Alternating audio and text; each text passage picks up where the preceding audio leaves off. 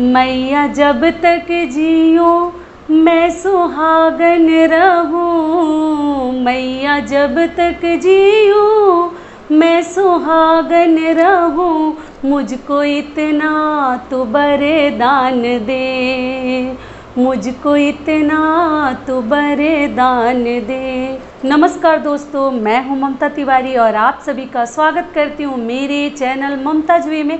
कैसे हैं आप सब, तो ये बताने के लिए कमेंट बॉक्स में जय माता दी हमेशा की तरह ज़रूर लिखिए। तो चलिए आज हम इस वीडियो में जानेंगे मंगलसूत्र से जुड़ी कुछ महत्वपूर्ण बातें। मैं आपके साथ 7 टिप्स 7 नियम शेयर करूंगी जो आप लोग का बहुत सारे डिमांड है मंगलसूत्र को लेकर कि दीदी मंगलसूत्र पे वीडियो ज़रूर बनाइए, क्या नियम है और मंगलसूत्र क्यों धारण किया जाता है, टूट जाए तो क्या करें, कब पहने कब ना पहने, इन सभी महत्वपूर्ण बातों को हम इस वीडियो में जानेंगे। तो आप बने रहिए मेरे साथ मेरे चैनल पर। अगर आपको मेरा वीडियो पसंद आता है तो प्लीज़ आप मेरे चैनल को सब्सक्राइब कर दीजिए, बेल आइकन को प्रेस कर दीजिएगा, जिससे मेरे वीडियो के नए नोटिफिकेशन आप लोगों के पास सबसे पहले पहुंचे। तो चलिए शुरू करते हैं कि वो 7 महत्वपूर्ण टिप्स नियम क्या है मंगलसूत्र को लेकर। सबसे पहला नियम है, सबसे पहले मैं आप लोग से एक चीज़ बता देती हूँ कि औरत जो है ना, जो महिलाएं हैं उनके ऊपर बड़े बड़े स्टाम्प लगे हुए हैं कि वो विवाहित हैं कि वो कुंवारी हैं, लेकिन पुरुषों के ऊपर कोई बड़े बड़े स्टाम्प नहीं लगे हैं। किसी एंगल से ना आप पता नहीं लगा पाइएगा कि इनकी शादी हुई है या ये कुंवारे हैं, लेकिन लेडीज़ के ऊपर ना, जो औरतें हैं महिलाएं, उनके ऊपर बहुत सारे स्टाम्प्स लगे हैं। पूछिए वो क्या क्या? सिंदूर है, मंगलसूत्र हैं, बिछुआ है और ये बिंदी वगैरह से आप पता लगा लीजिएगा ना कि ये शादीशुदा औरत है। और पुरुष को आप किसी एंगल से, किसी कॉर्नर से आप पता नहीं लगा पाइएगा कि ये शादीशुदा है कि कुंवारे हैं। तो इसलिए मंगलसूत्र का मतलब क्या हुआ? मंगल मीन्स क्या होता है? मंगल कार्य, शुभ कार्य, और सूत्र मीन्स धागा।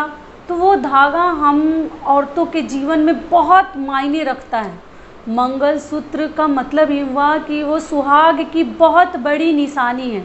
सिंदूर जितना हमारे जीवन में महत्वपूर्ण है उतना ही महत्वपूर्ण कहीं मंगलसूत्र भी है। तो मंगलसूत्र वगैरह का कभी अपमान मत कीजिए। कभी जैसे बहुत सारे लोग हैं ना, मंगलसूत्र पे ही अपना गुस्सा पति का निकाल देते हैं। और टीवी वगैरह में मैं देखती हूँ, सीरियल वगैरह में जब पति से झगड़ा होता है, गुस्सा करती हैं, तो औरतें क्या करती हैं, पहले सबसे पहले मंगलसूत्र को ही तोड़ के फेंकती हैं कि आप मेरे जीवन से चले जाओ, आपसे कोई रिश्ता नहीं है। तो ऐसी सब हमें नादानियाँ नहीं करनी चाहिए जो हमारे पति के लिए और हमारे लिए भी शुभ नहीं होता। देखिए पति हैं तभी सारे सुख हैं। पति जैसे भी हैं, आप लोग के जिसके अच्छे नहीं है उनको तो थोड़ा ख़राब लगता है, बुरा लगता है, लेकिन पति से ही एक औरत का सारे श्रृंगार हैं, सारे नियम हैं। तो इसीलिए मंगलसूत्र का कभी अपमान मत कीजिए। गलती से नीचे गिर जाए, पैर से लग जाए, कुछ हो जाए तो उसको जल्दी से नमस्कार कीजिए, वो भी 5 बार। जब 5 बार नमस्कार करना बहुत शुभ माना जाता है। तो उसको जल्दी से, हे भगवान जी क्षमा कीजिए, जो हमसे गलती हो गई उसको क्षमा कीजिए, तुरंत भगवान से माफ़ी मांगिए। तो ये हो गया हमारा पहला नियम। दूसरा नियम क्या है कि मंगलसूत्र क्या है? हमारा सबसे महत्वपूर्ण आभूषण है। और कुछ आप पहने या ना पहने, मंगलसूत्र अवश्य पहनिए। और बहुत सारे लोग हैं उनके पास बड़े बड़े भारी भारी जो बड़े वाले मंगलसूत्र होते हैं, इस प्रकार के, इससे भी बड़े बड़े लोगों के हैं, तो उसको आप ना डेली तो हम लोग पहन नहीं पाते क्योंकि वो टूट भी जाते हैं। गोल्ड वगैरह तो नाजुक चीज़ है, आपको मालूम ही है, तो टूट जाते हैं। तो बहुत सारे लोग छोटे छोटे मंगलसूत्र भी डेली यूज के लिए बनवा लेते हैं। तो अब अगर आपके पास वैसी क्षमता है, आप सक्षम हैं, तो छोटा भी बनवा सकते हैं, लेकिन बड़े वाले मंगलसूत्र आप व्रत, तीज त्यौहार, करवा चौथ वगैरह में ज़रूर पहनिए, बिल्कुल मत भूलिए। और सब ज्वेलरी, बहुत सारे लोग सारे ज्वेलरी लेकर अपने पास नहीं रखते हैं, तो घर में छोड़ के आते हैं जो बाहर रहते हैं। तो और सब ज्वेलरी आप लेकर आइए, चाहे मत आइए, मंगलसूत्र अपने साथ अवश्य रखिए, क्योंकि हर पूजा पाठ में मंगलसूत्र हमारे पास अवश्य होनी चाहिए। पहनने के लिए सुहाग का बहुत बड़ा प्रतीक है।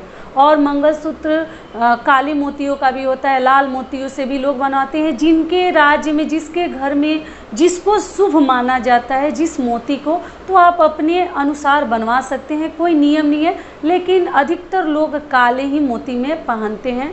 तो मंगलसूत्र पहनना अति आवश्यक है एक सुहागन औरत के लिए। तो ये हो गया हमारा दूसरा नियम। तीसरा नियम क्या है कि मंगलसूत्र, आप लोग पूछते हैं कि टूट जाए तो क्या करें। तो मंगलसूत्र अगर टूट जाता है गलती से, तो उसमें आपको कोई डरने वाली बात नहीं है। देखिए ज्वेलरी है, इस्तेमाल करेंगे, यूज करेंगे तो टूटेगा ही। ऐसा तो है नहीं कि कभी टूटेगा नहीं, वो अजर अमर हो गया है तो टूटेगा ही। तो इस पर आपको ना बहुत ज़्यादा मन में टेंशन पालने की ज़रूरत नहीं है, क्यों टूट गया, क्या हो गया, कुछ अशुभ होने वाला, ऐसी बात नहीं है।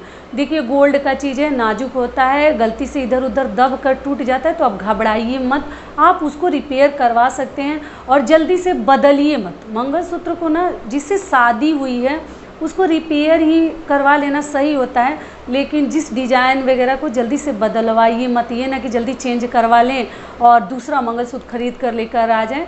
दूसरा ऐसे तो मंगलसूत्र एक ही होना चाहिए, लेकिन आजकल लोग पतले वाले हमेशा यूज के लिए जैसे पहनते हैं तो वो सब बनवा सकते हैं, लेकिन बड़े वाले मंगलसूत्र बहुत सारे नहीं होने चाहिए। जिससे हमारी शादी हुई है वही सबसे महत्वपूर्ण मंगलसूत्र है। तो आप कभी भी उसको जल्दी से चेंज मत करवाइए, रिपेयर करवा लीजिए लेकिन उसको चेंज मत करवाइए। तो ये हो गया हमारा तीसरा नियम। चौथा नियम क्या है कि कभी भी मान लीजिए जिनके पास शादी वगैरह में नहीं, कई राज्य में मंगलसूत्र नहीं जाता है, धागा वगैरह भी पहना दिया जाता है, लेकिन हार जाता है, नेकलेस जाता है। तो अगर मान लीजिए आप बाद में मंगलसूत्र खरीद रहे हैं तो आप खरीद कर मंगलसूत्र सबसे पहले भगवान को चढ़ा लीजिए। आप अपने घर की देवी माता को, लक्ष्मी जी को, पार्वती जी को, सबसे अच्छा है पार्वती जी, शिव जी। आपको मालूम ही है कि पति के लिए शिव जी का पूजा करना या पार्वती माता का पूजा करना बहुत ही हमारे लिए शुभ होता है। तो इसलिए सबसे पहले पार्वती माता को अर्पित कर दीजिए, उनको चढ़ा लीजिए, उसके बाद अपने गले में आप डालिए। बाकी सब ज्वेलरी तो हम उतना नहीं चढ़ाते, डायरेक्ट पहन लेते हैं, लेकिन मंगलसूत्र के कुछ नियम बने हुए हैं। तो पार्वती माता को छुआकर, चढ़ाकर, अर्पित करके फिर आप अपने गले में पहनिए। तो ये हो गया हमारा चौथा नियम। पांचवा नियम क्या है कि मंगलसूत्र को कभी भी आप मंगलवार के दिन मत खरीदिएगा। मंगलवार दिन मंगलसूत्र खरीदने के लिए सही नहीं होता। रविवार और मंगलवार जो दिन है ना, थोड़ा सही नहीं माना जाता। झाड़ू भी उस दिन खरीदना मना होता है। झाड़ू जो लक्ष्मी माता का प्रतीक है, आपको मालूम ही है, मैं अपने लास्ट वीडियो में बताई हूँ। तो इसलिए मंगलवार के दिन मंगलसूत्र अवॉइड करिए। जो नया खरीदने वाले हैं उनके लिए बता देती हूँ।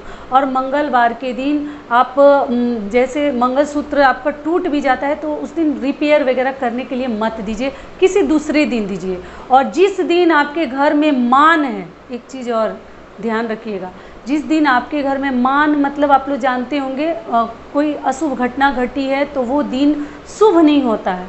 तो आप अपने घर में बड़े बुजुर्गों से पूछ लीजिए कि कौन सा दिन हमारे घर का मान है, जो उस दिन कोई भी खुशी वाली चीज़ हम नहीं करते हैं, तो उस दिन पे भी आप मंगलसूत्र वगैरह खरीद कर मत लाइए।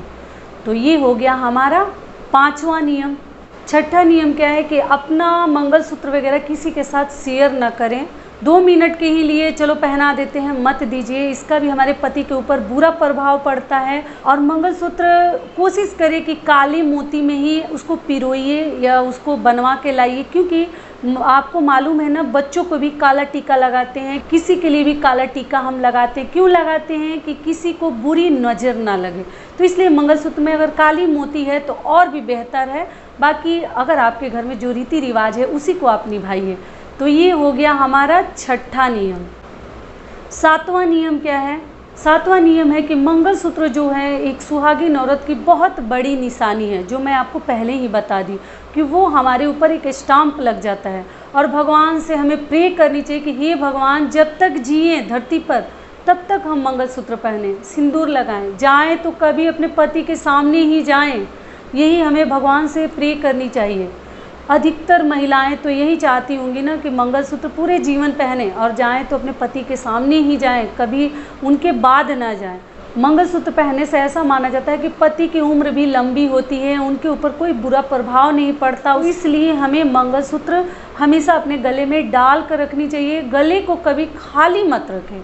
सुहागिन महिलाओं को ना गला खाली करके पानी वगैरह नहीं पीनी चाहिए। बहुत सारे लोग फेशियल वगैरह कराते हैं ना, और गले से चैन वगैरह सब निकाल देते हैं। तो इसलिए आप गले को कभी खाली मत रखें। कुछ भी पहनकर ही पानी भी पीजिए, क्योंकि वंश की भी हानि होती है और पति की तो जो हानि होगी वो तो होगा ही। इसलिए गले को कभी भी सुहागिन औरत को खाली नहीं रखनी चाहिए। आपके पास अगर है तो चैन वगैरह पहनिए, नहीं है तो कम से कम एक धागा भी डाल लीजिए, लेकिन डाल लीजिए ज़रूर। खाली गला रहना सुहागिन औरत के लिए बिल्कुल शुभ नहीं होता। और मंगलसूत्र तो सुहाग की सबसे बड़ी निशानी है, सुहाग का प्रतीक ही माना जाता है। तो आशा करती हूँ, उम्मीद करती हूँ कि मेरे इस वीडियो से आप लोगों को थोड़ा सा लाभ मिलेगा। फिर मिलती हूँ एक नए वीडियो में, तब तक के लिए नमस्कार। स्वस्थ रहिए, सुरक्षित रहिए और हमेशा अपनी सुहाग की लंबी उम्र के लिए कामना करते रहिए।